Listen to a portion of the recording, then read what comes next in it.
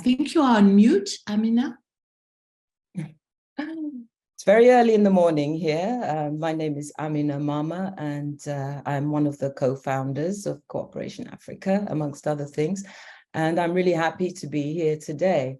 One of the things that struck me again as Adete was speaking was the manner in which this is allowing us to become self-determining in our own livelihoods.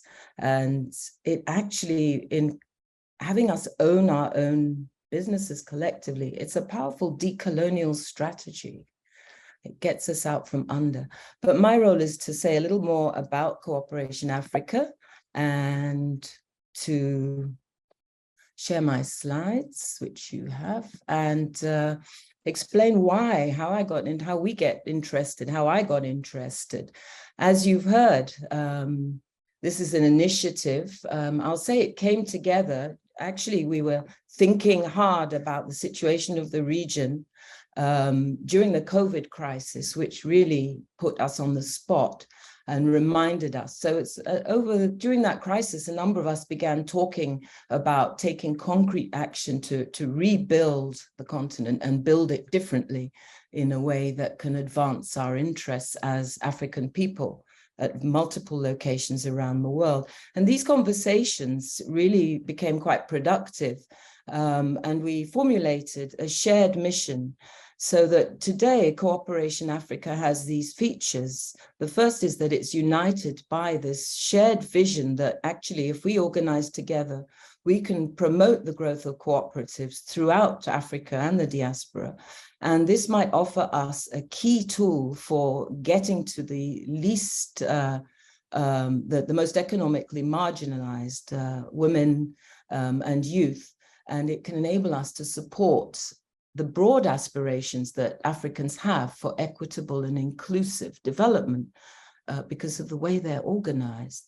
So we're united by a shared vision. We're energized by a shared mission and energized by a collective vision.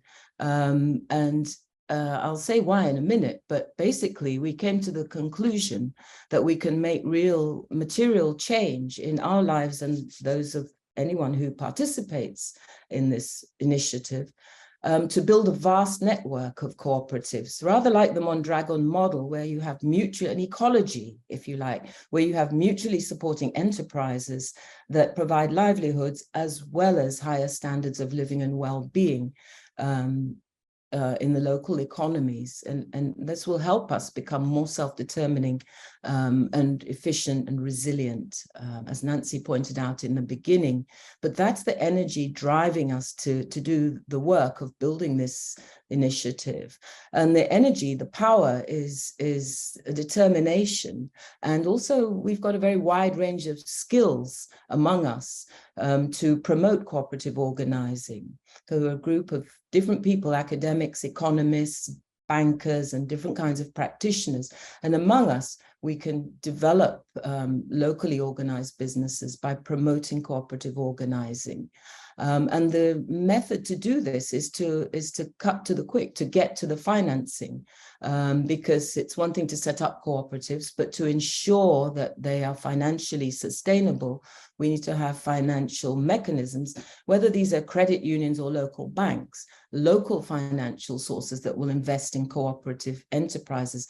So that is the main strategy, to encourage people to form groups and set up local financing for cooperatives. And that is really the heart of Cooperation Africa. It has we envisage it as leveraging and supporting the formation of financial structures, and these in turn supporting cooperatives on whatever scale.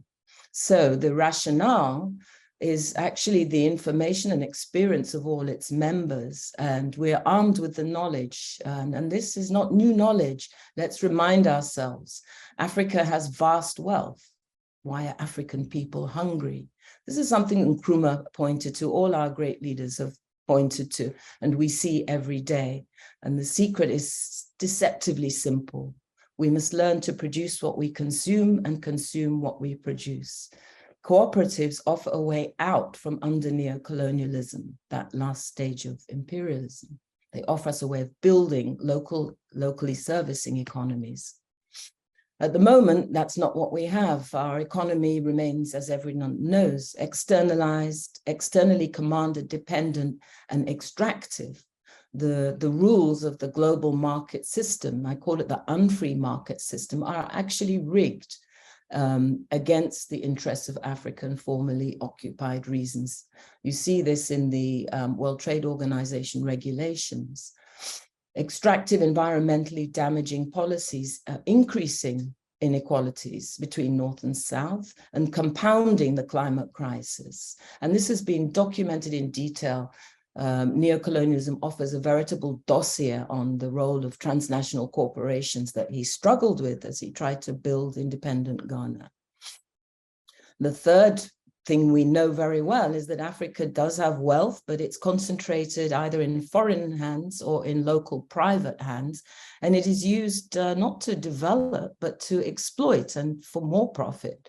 So this is a distortion of what Africa's wealth could be being used for in terms of the public interest and improving people's well-being. We have the wealth, but it is maldistributed and it is leaving the continent at an unprecedented rate. The fourth thing we know very well is our own demographic. The huge opportunity that the West views with trepidation is our youth demographic. And I think most of us now know our working age population is going to double by 2050, becoming the largest in the world. We are the oldest and the youngest continent, and the possibilities for growth with that young population are enormous. If we turn it round, if we make it the foundation of our economic activities. The West are afraid because youth unemployment is perceived as a threat and it can be socially destabilizing. The response is to find employment, to build employment. Sorry, apologies there. If we don't, we face problems. Cooperatives offer a powerful way of creating local jobs for locals. As I've noted, the last couple of years have forced us to face the realities. Some of us have worked mainly in the cultural and educational spheres, but the COVID pandemic shows us once again just how material the inequities are, even when it comes to African people's bodies. Vaccine apartheid could only have shocked the most naive or the youngest generation because it replicates historic patterns. The limited success of the People's Vaccine Campaign points to a distorted world where profit is valued more than people.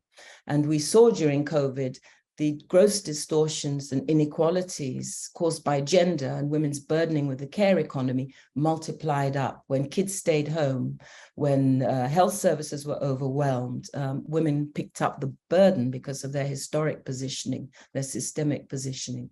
And this meant overburdening the overburdened. So many of our poorest and most marginalized communities already at breaking point were faced with lockdowns that threatened their livelihoods. And all of this has been detailed in the recent issue of Feminist Africa that I refer you to for more information.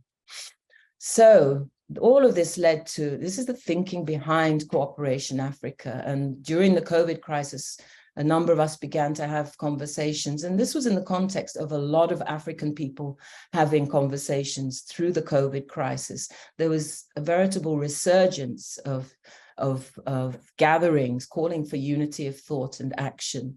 And there was a series of digital and live streamed events. And we saw a rise in decolonial movements around the world, forced to the front line, as it were, by the harshness of conditions.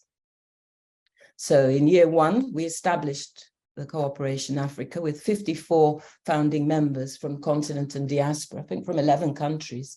And we convened for a first meeting, registered as a limited liability company in Ghana in March, and then set up a governance structure. It's highly non-hierarchical. There's a council that's elected, which makes up working groups, which all members can participate in if they want to contribute work.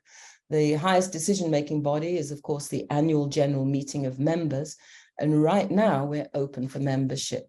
So one of the major purposes of today is, in fact, to call on those of you who are not members already to join and to join and mobilize. And you might ask yourself, why?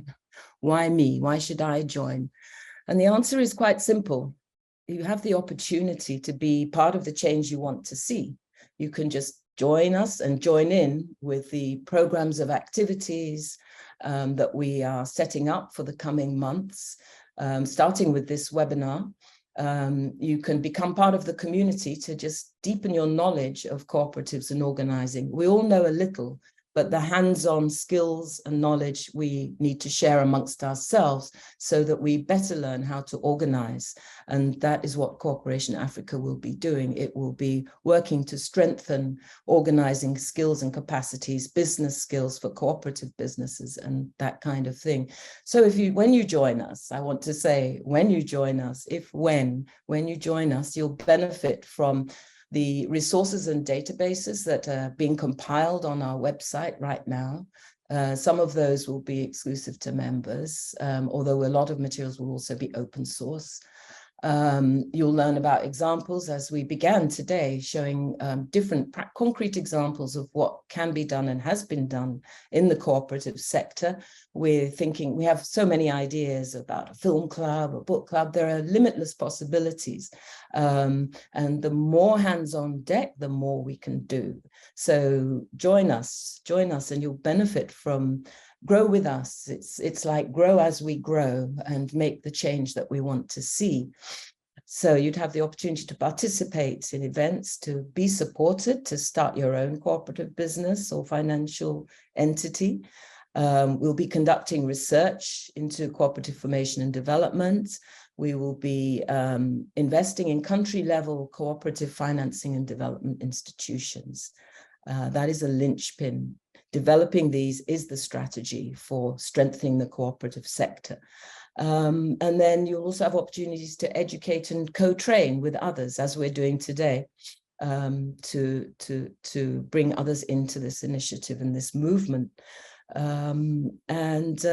What else do we do? Yes, we plan to provide professional services, and overall, this work is about promoting economic justice by building sustainable livelihoods in a way that's democratically owned and managed, end the exploitation, end the appropriation. So overall, become towards a self-sustained and self-determining Cooperation Africa, which we will use to strengthen and build local livelihoods and economies. So step one is to become an active and engaged cooperativist and CA member, like those of us you see before you. Secondly is to gather others and form your own cooperative financing group to support the growth of cooperatives in country. And step three is to join us in building what is now a growing global movement. Well, I should say that we are on the crest of a wave that is rising. Just as we are turning to strengthen Africa's cooperative sector, there's a global movement that is returning to and expanding the cooperative sector that we are a part of. Basically, together, we can make it happen, all hands on deck. We genuinely believe in people's power. We already had 55 members without much effort just among ourselves. And looking at the turnout today and the attendance at the launch, it's all proving that together we actually can make it happen. So those of you who haven't joined, join up and watch this space. We all are convinced that together, knowing what we know, and with the experience that we collectively have as African people, we can indeed make it happen. Thank you very much for your attention.